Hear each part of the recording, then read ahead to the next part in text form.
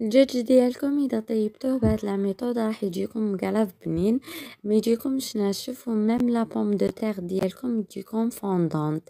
كانوا عندي لي كويس تاع الدجاج، نحيت لهم لا بو، درت لهم ثقوب بالموس على كامل لي كوتي، زدت لهم 3 سنينات توم سكرفجين رندوز عيطرة كيما راكم تشوفوا.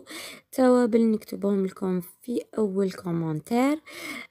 شوية خل وعسل قارص، زيت عادي وشوية زيت زيتون. خليتهم يتماريناو بوندون 2 heures.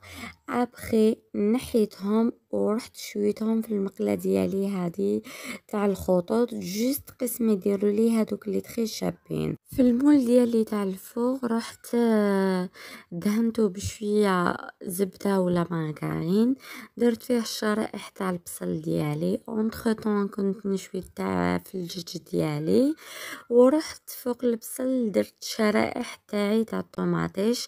البطاطا دخلوها قطعوها شرائح ودخلوها في لاصوص هذيك تاع الماريني وحطوها من الفوق. اللي مخصو تاعي تاع الدجاج رحت درتهم تاني من الفوق.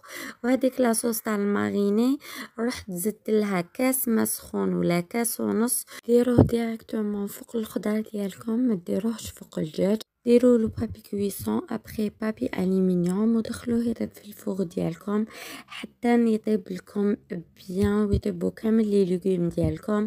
ميم الدجاج ديالكم يتحمر. خلوا لي جيم كومونتير